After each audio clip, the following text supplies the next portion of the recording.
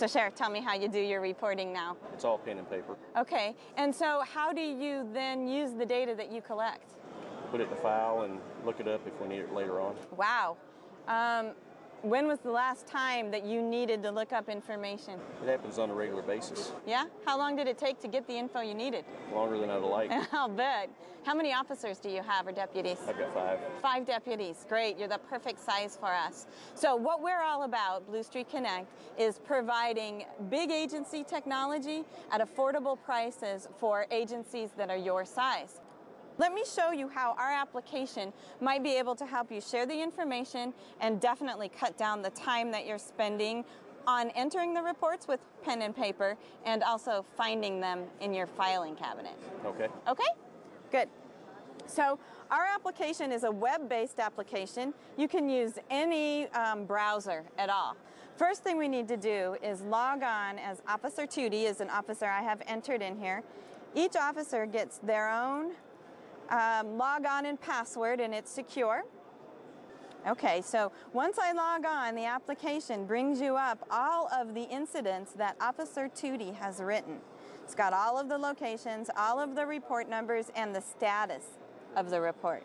The officer actually has the capability here to look at the report itself, the electronic reports. So our application is going to go out and map the data that we collected to the actual report. Now you can print this report and it's going to look just like the paper reports that you're using now.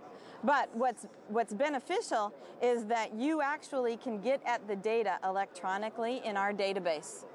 The other thing that's different about our application is the fact that we're going to host it for you. We're going to put it in our data center, and we're going to take care of the database. We're going to take care of the hardware. We're going to take care of the software. We're going to make sure that you have all of the latest software. And so you don't have to worry about that. You don't have to pay an IT person. You don't have to pay a database administrator, but you still get the benefit of being able to search the data. We can search by incident location, report status, or activity type, as well as request type as the officer. We give him that privilege so he can search all of the incident reports. All right, now let me show you how we got that data in that report. First thing we ask for is the narrative, which, by the way, becomes a field in the database. So you could actually search it with another one of our products called Inquiry. Here's the next page of the information that we're gathering. All the suspect information.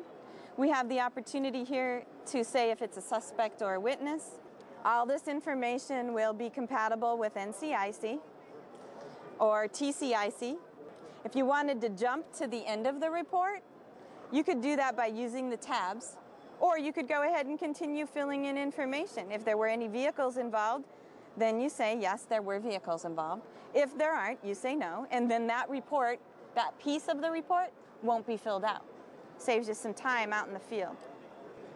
As the supervisor, we can go in and actually approve the reports electronically, and we can look at the history of the report as a supervisor or a officer by viewing the history of the report. So it'll tell us where it went and at what time, so everything is dated and time-stamped so that the chain of custody is always documented.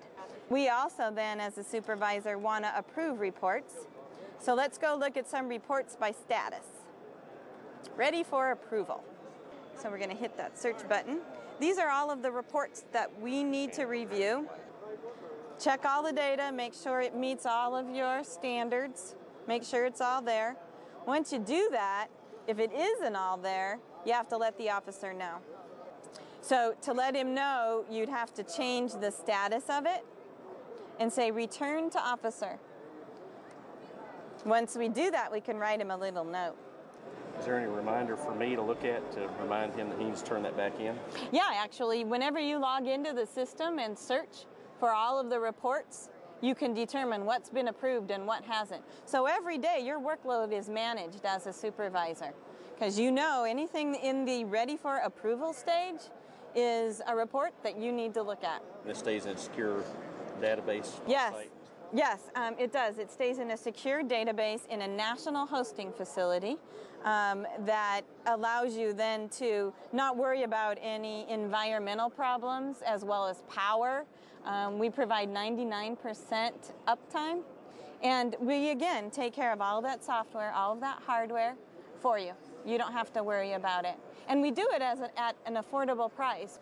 Okay. Oh, we also send the information. Once we filled out the interview, we'll send the information to our database, and we'll use the Global Justice XML data format, which actually is the data format that the feds are asking you guys to use. Are you familiar with it? No.